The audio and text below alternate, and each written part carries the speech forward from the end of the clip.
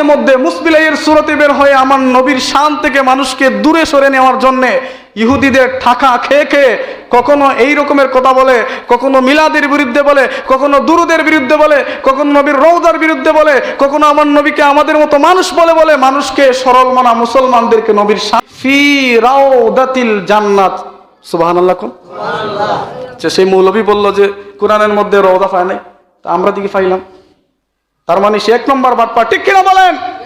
এই বাটপার গুলাকে যারা ফলো করে সবগুলা বেঈমান, ঠিক কিনা বলেন? আমি বলবো না সব দেওবন্দিরা বাদ, আমি বলবো না সব কওমিবাদ, আমি বলবো ঈদে মিলাদুন নবীর পক্ষে বলছি, আমার নবীর শাফাআতের পক্ষে বলছি, শুবে বরাতের পক্ষে বলছি, শুবে মেরাজের পক্ষে বলছি, আমি শুহাদায়ে কারবালার পক্ষে বলছি, আহলে বায়তের পক্ষে বলছি। এখানে যদি আপনারা আমারে পছন্দ না করেন কালকে চলে যাব। আপনাদের যদি দ্বিমত থাকে, যদি 50 জন দাঁড়ান যে হুজুর আমরা আপনার বিরুদ্ধে, আগামীকাল চলে যাব। নবীর পক্ষে আমার এই চাকরি দরকার নাই, যে চাকরিতে মানুষ নবীর বিপক্ষে যায় সেই চাকরি আমার দরকার নাই। যেই টাকায় আমার নবী থেকে আমাকে দূরে নিয়ে যাবে সেই টাকা আমি ইনকাম করব না। আমি বিভিন্ন মাহফিলে এসে মানুষদেরকে এগুলা থেকে দূরে নিয়ে যায়। এই বাটমার 2 দিন আগে বলেছিল রওজা বলা যাবে না, আবার এই বাটমার গতকালকের আগের দিন আরেক মাহফিলের মধ্যে বলেছে সুন্নিরা যেই দুরূদ শরীফগুলা পড়ে এই দুরূদ শরীফগুলা নাকি বেদাত। নাউজুবিল্লাহ। 2 দিন আগে বলেছে রওজা বলা যাবে না, কবর।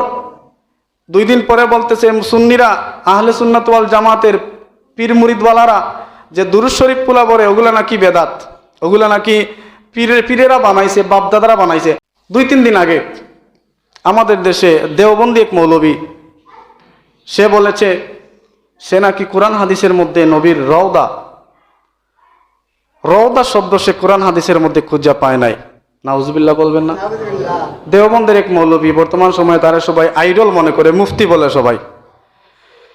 এই মুসবিলাই বলেছে যে সে অনেক কোরআন হাদিস রিসার্চ করেছে, যদি এখানে দেওবন্দের পক্ষে কেউ থাকেন, হাঁটুতে বেটা, কোমরে ব্যথা, মাজাতে ব্যথা, কিচ্ছু করার নাই। সত্য কথাগুলা শুনেন, এগুলা করে করে জীবন নষ্ট করছেন। এই লোক বলেছে যে সে তার সারা জিন্দেগিতে কোরআন হাদিস রিসার্চ করে নবীর রওজা গিয়ে রওদা বলতে হবে সেটা সে পায় নাই। সে বলছে রওদা শব্দ বলা যাবে না, আর বললেও গুনাহ হবে না, তবে আমি রওদা বলবো না, আমি সবসময় নবীর কবরকে কবর বলবো। নাউজুবিল্লাহ। এখন এই বক্তা, এই মুসবিলাইগুলার কথা শুনে বর্তমান সময়ে সরল মনা কলেজ ইউনিভার্সিটি পড়ুয়া ছেলেমেয়েরা, সরল মনা মুসলমানেরা ফিতনায় পড়বে না? কারণ সে তো সর্বপ্রথম আমার নবীর তাজিম থেকে সবাইকে নিয়ে দূরে সরে যাচ্ছে। কারণ কবর তো সাধারণ মানুষের কবরকে বলা হয়, আমরা সাধারণ আল্লাহর ওলিদের কবরকে কবর বলি না, মাজার শরীফ বলি, ঠিক কিনা বলেন? এই সমস্ত বেয়াদবগুলা যুগ যুগ থেকে এই পর্যন্ত মাঝে মধ্যে মুসবিলাইয়ের সুরতে বের হয়ে আমার নবীর শান থেকে মানুষকে দূরে সরে নেওয়ার জন্য ইহুদিদের ঠাকা খেয়ে খেয়ে কখনো এই রকমের কথা বলে, কখনো মিলাদের বিরুদ্ধে বলে, কখনো দুরুদের বিরুদ্ধে বলে, কখনো নবীর রওজার বিরুদ্ধে বলে, কখনো আমার নবীকে আমাদের মতো মানুষ বলে বলে মানুষকে সরল মানা মুসলমানদেরকে নবীর শান থেকে দূরে নিয়ে চলে যাচ্ছে, ঠিক কিনা বলেন? এই মুসবিলাইগুলার পক্ষে বর্তমানে আমাদের সমাজে কিছু মানুষ পাওয়া যায়। দেখেন, নবীর চাইতে তার বাপের লাগে তার মহব্বত বেশি, ঠিক কিনা বলেন? আমি যে কথাগুলা বলছি আমার নবীর পক্ষে বলছি না, আমি কি বলছি আমার বাপের পক্ষে। আল্লাহ পাক সূরা সূরার মধ্যে 22 নম্বর আয়াতের মধ্যে আপনি 25 নম্বর পারার সূরা খুলেন, এখানে কোরআন আছে। আল্লাহ পাক কোরআনে পাকের মধ্যে বলেছেন ওয়াল্লাযিনা আমানু ওয়া আমিলুস সালিহাতি ফি রাউদাতিল জান্নাত। সুবহানাল্লাহ। সুবহানাল্লাহ। সেই মৌলবী বলল যে কোরআনের মধ্যে রওজা পায় নাই, তা আমরা দিকে পাইলাম। তার মানে সে এক নম্বর বাটপার, ঠিক কিনা বলেন? এই বাটপার গুলাকে যারা ফলো করে সবগুলা বেঈমান, ঠিক কিনা বলেন? আমি বলবো না সব দেওবন্দিরা বাদ, আমি বলবো না সব কওমিবাদ, আমি বলবো না সব জামাতিবাদ। তাদের মধ্যে ভালো মানুষও আছে যারা এগুলা নিয়ে বিতর্ক করে। সে বলে হাদিসের মধ্যে পায় নাই, কত নম্বর বাটপার? সহিহ তিরমিজি শরীফের মধ্যে, সহিহ বুখারী শরীফের মধ্যে, তিরমিজি শরীফের মধ্যে 1191 নম্বর হাদিস অথবা 1391 নম্বর হাদিস, নবীর সাহাবী হযরতে আবু হুরায়রা বলেন মা কানা ইয়াকুনু ওয়া মিনবারিন রাউদাতিন মির রিয়াদিল জান্নাহ। সুবহানাল্লাহ। কোন আবু হুরায়রা হাদিস বর্ণনা করছেন, নবীর মিম্বর থেকে শুরু করে নবীর যে হুজরা আশপাশ ওটাকে রাউদাতুন মির রিয়াদিল জান্নাহ বলেছেন, জান্নাতের টুকরা বলেছেন। সেই বাটপার কই সে রওদা খুঁজে পায় না। সে বলে আমি নবীর রওদাকে রওদা বলবো না, আমি কবর বলবো। এই কবর বলে বর্তমান সরলমানা মুসলমানদেরকে ইসলাম থেকে খারিজ করতেছে, ঠিক কিনা বলেন?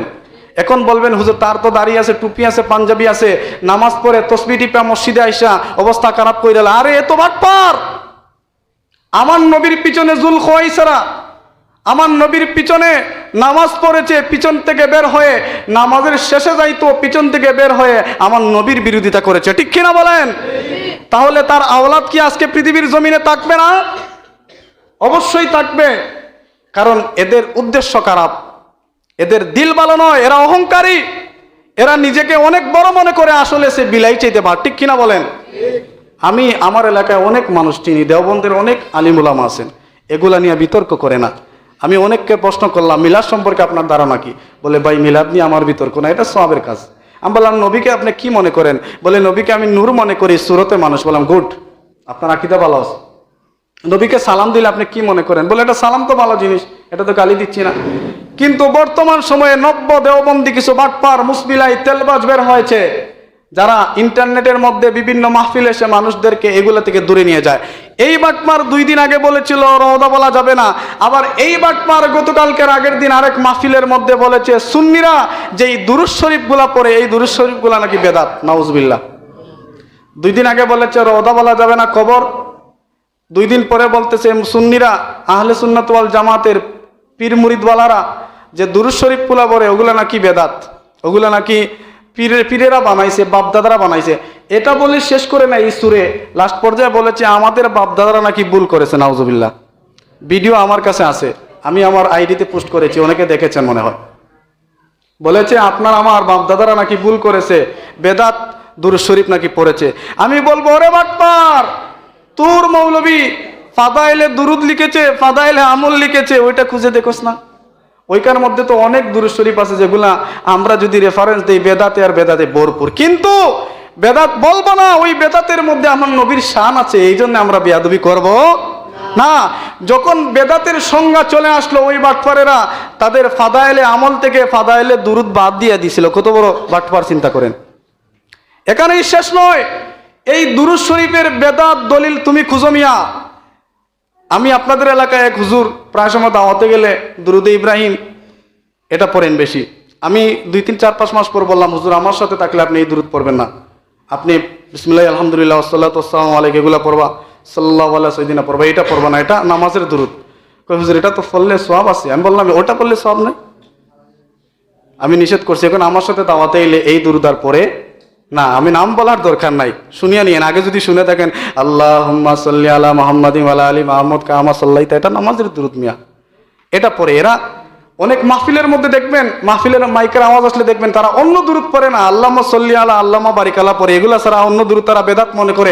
আরে বাটপার শোন, আল্লামা শেখ সাদি যে দুরূদ বানিয়ে আমার নবীর দিদার পেয়ে আমার নবীর পক্ষ থেকে রেশমের চাদর পেয়েছেন, অসুস্থ ছিলেন, সেই দুরূদের কারণে আল্লাহ আমার নবীর দিদারের মাধ্যমে তাকে শিফা দিয়েছেন। সুবহানাল্লাহ।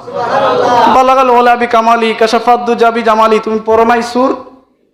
এটা বললাম না, আমি তোমাকে অসম্মান করছি না, তোমার ভুল আছে, তুমি হয়তো টাকা খাইছো ইহুদিদের। এরপরে আসেন আল্লামা শরফুদ্দিন বুসরি, যিনাকে রসুলের দিদারওয়ালা এক ব্যক্তি বলা হয়, যার নাম আল্লামা শরফুদ্দিন বুসরি, যিনি বলছেন হুয়াল হাবিবুল্লাযী তুরজা শাফাআতি, যিনি আমার নবীর শানে কসিদা দুরুদ লিখে লিখে আমার নবীর দিদার পেয়েছেন। এই দুরুদগুলো তুমি কি করে বেদাত বলবা? মানুষকে ফিতনায় ফেলবা, কলেজ পড়ুয়া স্কুল পড়ুয়া ছেলে মেয়েদেরকে বিভ্রান্তের মধ্যে ফেলবা। তোমারও তো দাঁড়িয়ে আছে, মানুষে মনে করবে না বেটা তো অনেক অনেক মুসল্লি, অনেক বড় আলিম। আরে তুমি জানো না, এই বর্তমান আজ থেকে 200-150 বছর আগে একজন প্রেসিডেন্ট ছিলেন যার নাম সুলতান আব্দুল হামিদ, যাকে দ্বিতীয় আব্দুল হামিদ বলা হতো। সেই আব্দুল হামিদ আমার নবীর প্রেমে সে সুফিবাদী দুরূদ পড়তো, নবীর প্রেমে সালাম দিত। সেই আব্দুল হামিদকে সারা বিশ্বের মধ্যে পরিচিত করিয়ে দেওয়ার জন্য এক আশেক আব্দুল হামিদকে বিয়ে বলল, আমি গতকালকে নবীকে দেখেছি, নবী আমাকে তোমার কথা বলেছেন। সুবহানাল্লাহ।